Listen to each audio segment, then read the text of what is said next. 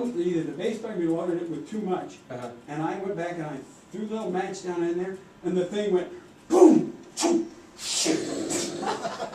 and it shot a fireball, and the flock's horns were all lined up. Oh my God! What did they say? Wait, They were I'm not there. the story. Shot this fireball across these horns.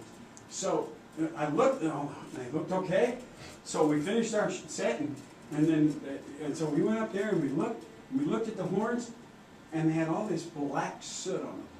Oh my God! So the bass player, the guitar player, and myself put it around. We got all the horns. You cleaned them, And we took them down to our dressing room. We cleaned all the horns and put them back up. and they never knew, right? They may have, but they never said anything. They probably didn't, man. Yeah. What was the name of it? Was it a band at that time, or was it Meatloaf? My was Meatloaf Soul. Was the name of the band. Cool. Yeah.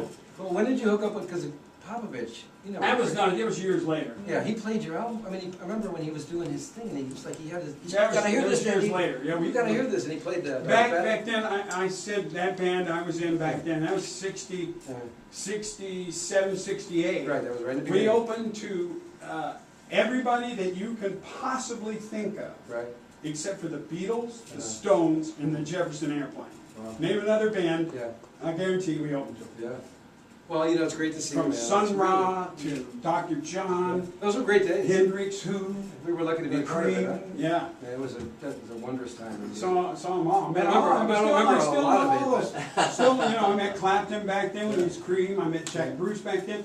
Still friends with Daltrey from those days. Yeah, man. Hung out with Keith and John from those days. And you'll love this story. Oh, this is great. So we're at the Cobo Arena in Detroit, opening for the Who, right? Mhm. But the second band is Mountain, Mhm. Leslie Yeah, West. right. So I decided that I was going to go, and I had no idea. I was going to go and have this big leather vest made. It was an American flag. Right. And it went all the way down to here, stars and the red and the thing. Yeah. And so I walked out on the stage for our 25 minutes or whatever it was, and we did our thing. And I walked off, and I'm walking back down. Oh, here comes Leslie West. Oh God. Wearing The same a thing. flag vest. Oh my God. Oh, and he saw me and he went, And you saw him and you went. no, I just giggled. Yeah. And he turned, he went and changed. That's So I true said, ooh, God, because it was expensive. I bet it was expensive. Yeah, so I was so glad I got to wear it first. So anyway. Hey, do you So know how any- you guys doing? Good, man. Do you know any Doors songs? We're doing a song. I don't know those songs. I'm not high enough. I hear you. Well, Me. Neither am I. Yes, there's some people Neither in am I, the room we that still are haven't played though, it. so. Well, yeah, we know. But what do you? I know. What do I know? I know. We've been practicing a changeling. I'm not a singer, bro. I'm just doing this one tune. So We know You're not a singer when you're in front of the microphone. Yeah, I am now, Hey, right? wait a second. If you're in front of the fucking microphone, you're a fucking singer. That's right. He's right. He's I'm right in about front of that. it. That makes you a singer. I'm not a Okay. singer either. I'm an actor. But you know what I do? I act like I'm singing. Act like a singer. And see, that's all you gotta do. Duly noted, You sir. can fool the. I tell you how much you can fool the world. Okay, I'll give you another little story. Brandy Ballroom, 1968. Who was the headliner? Shit, I can't remember the headliner. All I know is that they said there's a surprise guest, and then we went on, and then a guy named Dick Wagner had a band called Dick Wagner and the Frost. Dick Wagner went on to write with Alice 17 and all those Alice Cooper hits. So, and then whoever was there. Anyway, so this surprise special guest was Iggy.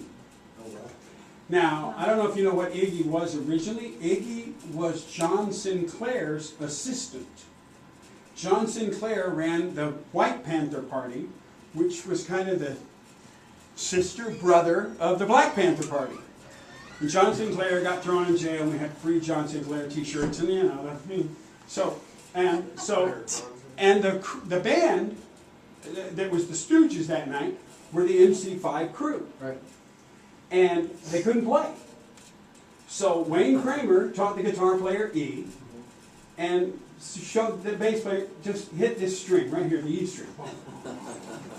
And the drummer just, and they just doing this. And Iggy came out, and he got up on the microphone, and he did this. I have no idea what it was.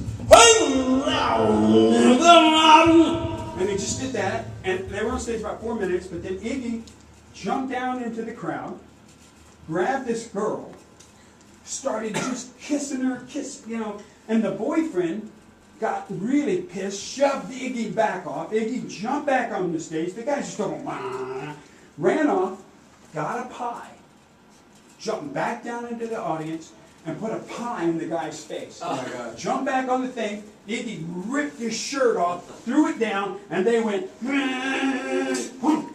So you invented punk rock is what you're saying? yeah. Yeah. Well, That was I knew it had to come from something like that, because I Iggy's first fucking show, hated right it. there.